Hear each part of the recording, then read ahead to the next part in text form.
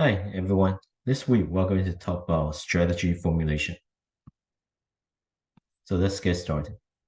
So a quick recap on what we discussed last week. So last week, we talked about functional strategies. So basically, it's about how the functional areas, how these different functional areas will need to ensure that uh, there's a strong strategy alliance with the corporate level uh, strategy. If so, that way the overall strategy that being designed and by the top management groups will be well carried out in the middle management areas, right? And we also have talked about different areas we need to ensure their strategic action are closely aligned as well.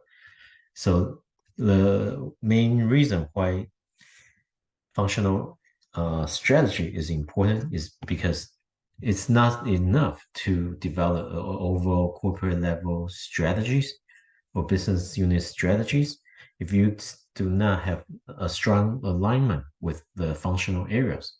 That's if functional area does not provide us corresponding support to help you implement these strategies initiatives, then it's unlikely for you to successfully implement the overarching strategy goals, right? So that's why it's important to know how functional area will play an important role. And so we have spent a good amount of time talking about external and analysis, and then we dive into a different way how corporation, business unit, and functional area can come with their particular strategic initiatives. Now, it's time for us to bring all these together. So today we're going to talk about how to formulate strategies. So in order to do so, we are going to spend a good amount of time talking about SWOT analysis. Many of you are probably somewhat familiar with SWOT analysis. It's a very useful tool for organization to identify emerging opportunities and figure out what would be the strength and weakness of the corporation to whether to capture these opportunity or diffuse potential threats, right? And today, so that would be the agenda for today. We'll quickly go over the fundamental concept related to SWOT analysis. Then we'll also talk about important human, organizational, and physical resource that will serve important components to help organization to to figure out what strategic initiative they could focus on. Then we'll elaborate how SWOT matrix could help organization to formulate their strategies. And also, we will use a SCLC matrix to evaluate different alternatives. And we will conclude by discussing some of the key issues related to strategy formulations. So let's get started. One potential group discussion question is that if you have the time, you should talk to your group members and discuss how should the top management team members formulate their strategy. By having this discussion, it will allow you to think of potential ways that organization can formulate their strategies. And usually, oftentimes, most business owner will formulate business strategy based on their intuition. However, SWOT analysis actually provide a very useful tool for business owner, top management teams, or even middle managers to come up with a more rational approach to capture opportunities. And so that's why we want to spend a good amount of time talking about SWOT analysis. So SWOT analysis basically stands for strength, weaknesses, opportunities, and threats. So in terms of the strength and weaknesses, that's basically will be based on internal analysis of the type of organizational resource they may possess. One of the reason why these type of resource is important because that's if we look at traditional strategy management research, uh, one of the major factors they often emphasize is whether the corporation have accumulated or developed valuable resources that can help organizations to design and implement their strategy, right? If you don't have such resource, then it often would be very difficult for firms to formulate or implement strategies, right? And then second part of SWOT analysis is about opportunities and threats. So opportunities and threats will be based coming from the external analysis that we have discussed in our first few weeks of lectures, right? So by looking at least four components, basically we can see that SWOT analysis is a tool to help us organize the information we have collected in a rational framework in order to formulate strategies. All right. So that's why SWOT analysis is a very powerful tool if used properly. And in terms of some of the key concepts, first, related to strength and weakness, or so-called internal analysis, would be the following. First is gap analysis. Basically, gap analysis simply refers to the understanding or evaluations of whether there's a gap exists between company's current positions and its desirable positions regarding the internal weaknesses, right? So that simply means that you want to look internally to determine whether the corporation have sufficient resource to implement certain strategy, such as research and development or different pricing strategies that could help them to enter into a particular market space. Another key concept is value chains. Right? Value chain basically will help firm to understand its strength and weakness and how these will translate into competitive advantages or disadvantages. So by understanding your value chains, you will be able to know how in the process of creating your product or service, what particular steps will help that you are good at and what particular process that you need improvement. A third important key concept is so-called strategy capabilities. All right. Oftentimes, these type internal analysis started off by examining the resource available, right? However, having these resource, whether it's human capitals, financial capitals, or intellectual properties, means one thing: how you will be able to actually turn into strength is another. All right. So that really means whether you have the mechanism how the organization can coordinate these collective efforts in order to transfer these resources into actual strength. So strategic capability is also an important concept when it comes to strength and weakness analysis.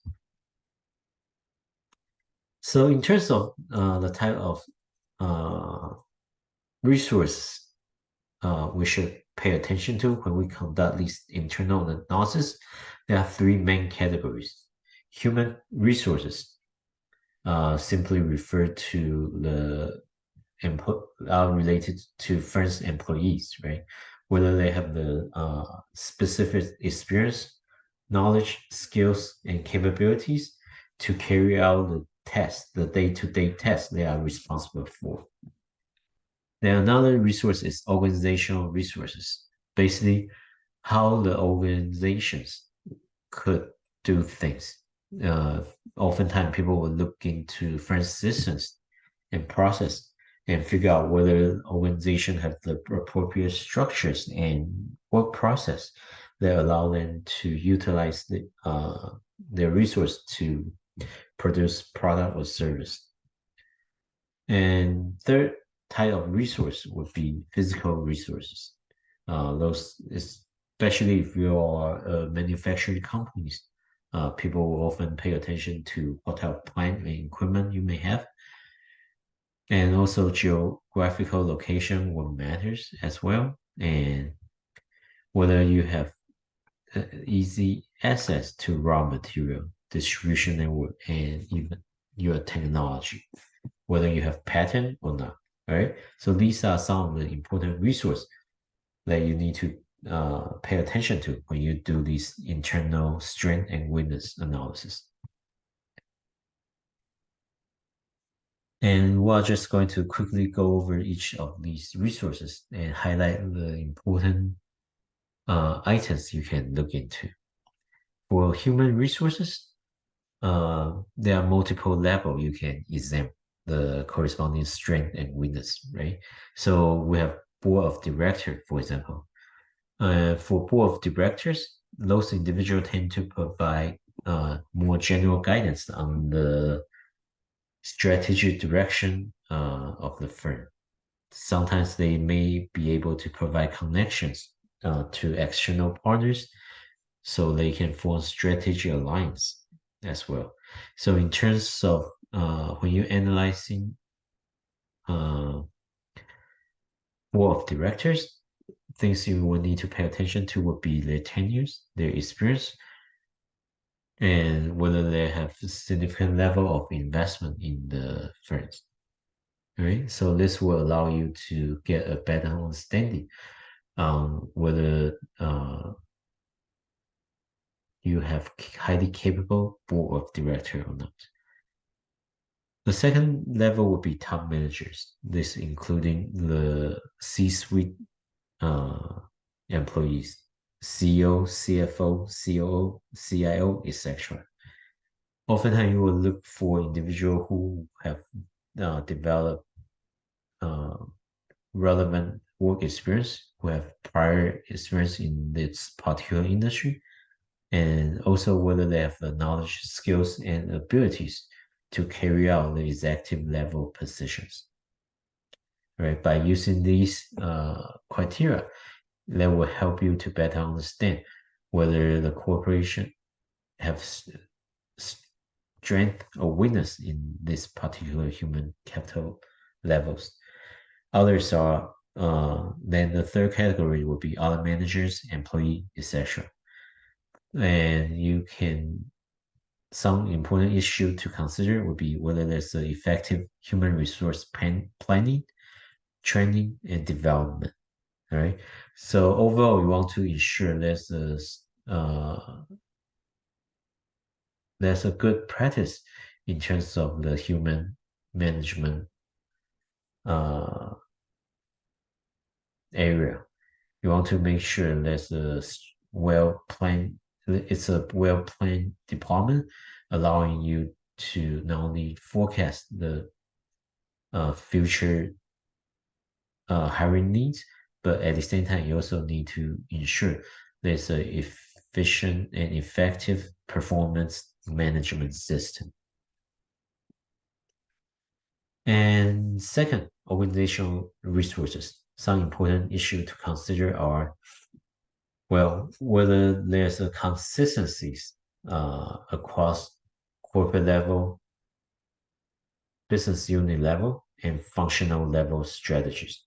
If there's a misalignment along these three different levels of strategy planning and implementations, that really means that doesn't matter how well crafted these strategies are, it's just not likely for you to implement this strategy effectively. And also, you want to check whether there's a consistency between these different strategies and first mission and goals. If there's no consistency between these two items, that simply means that there's no there's no way for you to ever achieve organization's goal because you are simply not moving toward that direction.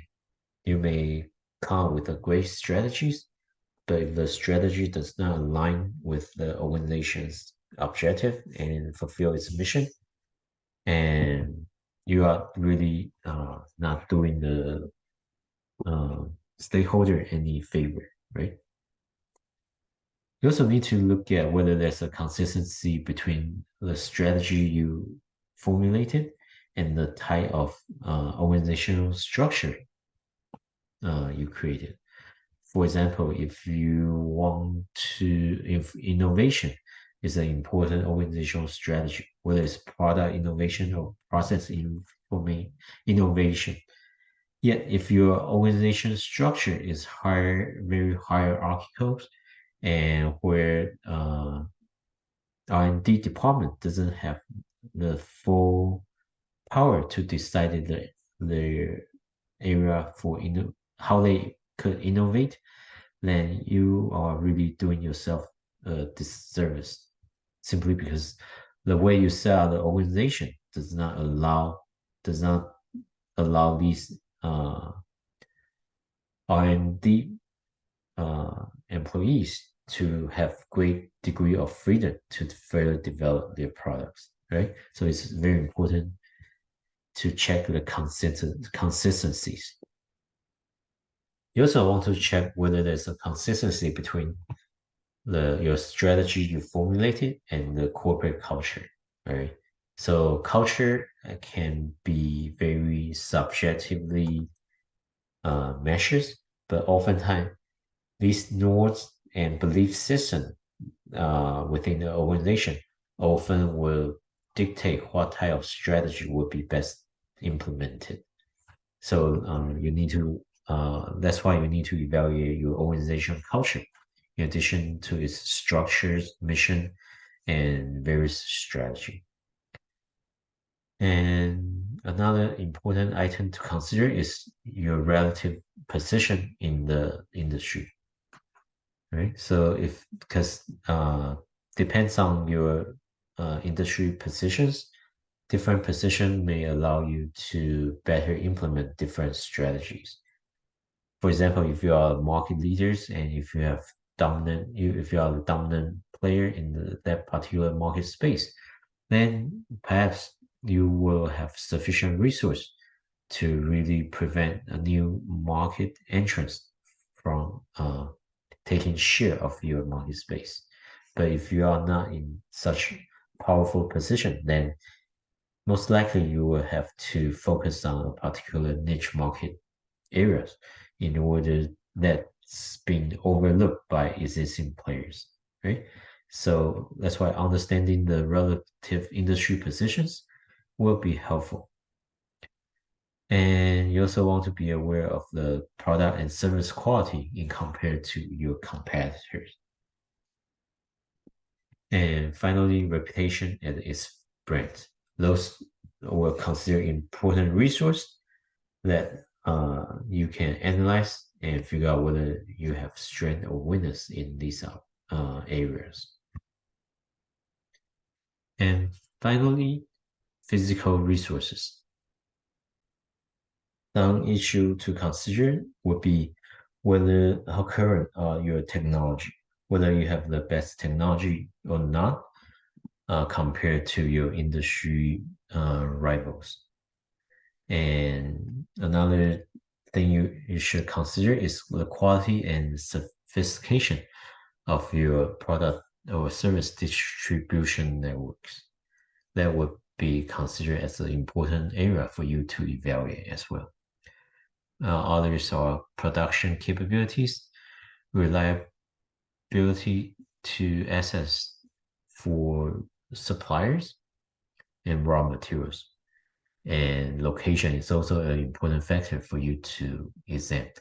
So all these simply highlight that there are a number of important factors for you to carefully consider when you determine whether you have the strength or weakness internally.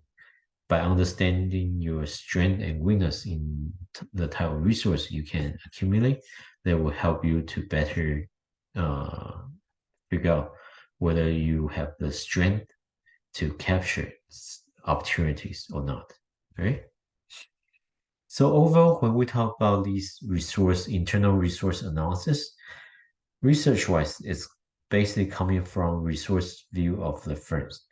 And based on this line of research, these scholars have argued that first resource would be considered effective for them to capture market shares or for them to maintain competitive advantages only when these resources satisfy the following characteristics. All right. So this is so-called varietal frameworks. First characteristic is valuable. Second is rare. Third is imitable.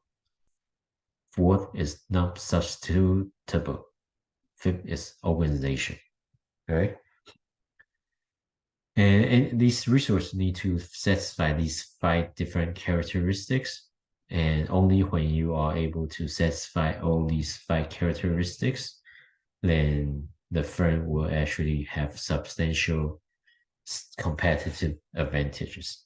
So when you have a chance, take a quick look at these 5 characteristics. So, and with these 5 characteristics, you can then use to analyze different issues within those the 3 main type of resources, and that can easily help you to pinpoint whether you have strength or weakness in these resources. And strength simply means that if you have a strength in a particular resource area, that means that particular resource need to satisfy these 5 different characteristics. Otherwise, if you only satisfy 1 or 2 or 3, that's really means that there's a weakness in that particular resource area, right? So this varietal frameworks and the 3 categorization of resource actually will provide you a very powerful tool set to see whether you have strength, your organization have strength or weakness in these particular areas. So that's internal analysis. Now let's talk about external analysis. So those would be considered opportunity and threats. We actually spent a lot of time talking about these already. So I'm going to highlight the key points. And remember when we talk about various type of environmental forces, and also when we talk about Michael Porter's 5 force models, what we essentially were doing is we are actually analyzing in the external environments, what are some opportunities and threats that will significantly influence firm performance that operate for any firms that operate in this industry. So you actually know a good amount of deals on how to do this opportunity and threat analysis. So be sure to review the previous lectures on those external analysis, 5 force models, trends, etc. Right? And when apply SWOT analysis, there's important issue you need to be aware of. Oftentimes, students tend to get confused between external opportunities and threats with internal strength and weakness. Please do be aware of that. These are very different things. So whenever we talk about strength and weakness analysis, these analysis often refer to internal capabilities. Right? So remember the varietal frameworks that we mentioned earlier. So all that is only focused internally, looking at the organization's capabilities to determine whether they are strong or weak in a particular areas. On the other hand, opportunity and threat analysis simply look externally, right? So that's an important thing to make sure you know these are very different. Another important concept that you don't want to mix is the difference between opportunity and alternatives. And both have very different meaning in SWOT analysis sense, right? So opportunity often refer to the understanding the emerging possibility for firm to capture great profit from the macro environmental factors. Alternative, on the other hand, simply refer as the strategy that formulated based on SWOT analysis. When we talk about alternatives, we are mainly referring to strategic alternatives, that strategic actions that firm can actually take after they have done the SWOT analysis and create a SWOT matrix, right? And let's take a quick look on what is a SWOT matrix. So it basically utilizes the SWOT analysis, and it's to create a table, and that will help you to determine the strategic alternatives.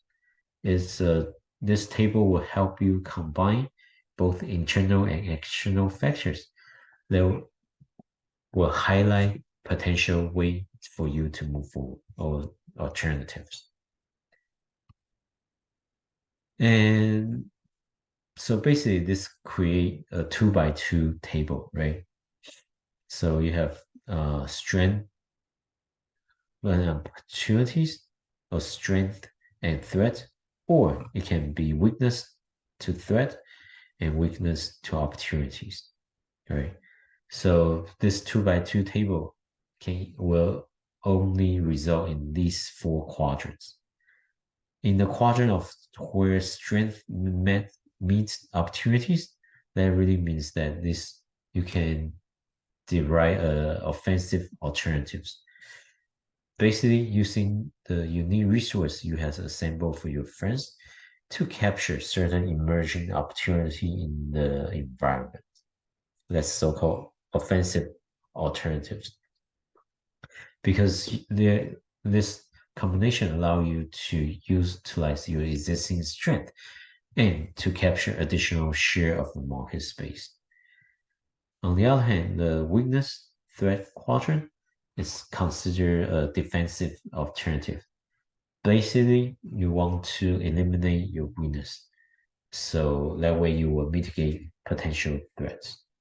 And usually the way to do so is to ensure, again, using the Verino frameworks, you want to ensure that the weakness area, the resource that's lacking, could be improved, and making sure that the organization itself have figure a way to organize this particular set of resource, and in order to eliminate such weakness, right?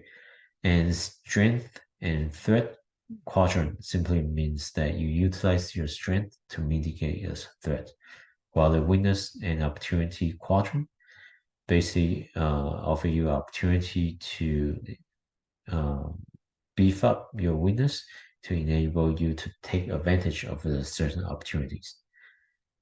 I know this is very abstract, so let's look at this as an example, right? So this is a hypothetical example for McDonald's, right? So I believe this was done a couple years ago, and so what you can see in terms of opportunity and threats for McDonald's, here listed are four of them. In terms of four opportunities, we can see there are potential way for them to grow in emerging economics. They can also increase their and notice the increasing health consciousness in the US in other markets space as well. And for threats, we have the global economic downturns and growing popularity of easy to prepare items in grocery stores. And in terms of strength, McDonald's strength is financial stability and resource, branding and recognition, and consistency in operations. Its weakness is they have a bad reputation for their bland tasting fast food and their food health for health conscious consumers. They simply have too many fried foods, right? So by doing this SWOT matrix, you can see that easily that three potential strategy alternatives can be observed. They could use their first strength, second strength to take the offensive strategy alternatives to deal with the opportunity one, right? Basically, they could launch new locations in BRIC nations. Or another strategy alternative is they could expand healthier food alternatives. So strengthen their weakness one and weakness two in order to capture emerging opportunities. Or they could launch food in grocery outlets, right? So let's consider actually using your strength to eliminate potential threats, emerging competitors. So SWOT analysis is a wonderful way for you to figure out what are some strategic alternatives that you can use. And furthermore, this is so-called SLSC matrix. This methods allow you to evaluate only the feasibility of these or the difficulties of these strategy initiatives. And again, this is another 2x2 matrix. On the horizontal axis, you have complexity of strategy. On the vertical axis, you have the lower level of strategy alternatives, whether it's the corporate level, business level, and functional levels. So the lower left-hand corner means that that particular strategy can be easily implemented. On the upper right-hand corner, that usually represent a more costly, more difficult to implement strategies. So by doing this type of matrix, the 2x2 table, it also allow you to see whether the cost aspect and difficulties of implementing those strategy alternatives. So that way you will be able to see whether these are easily doable or not. All right. So what I just presented is considered a traditional way of formulating strategy, right? And however, there are corresponding issues, right? Because not all tools, every tool set have its own strength and weakness as well.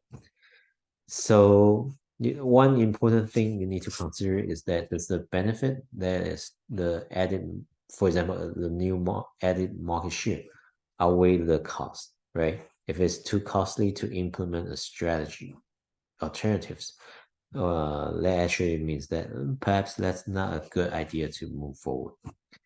Another important thing to consider is social responsibilities and ethics. And so you need to think about, is this strategy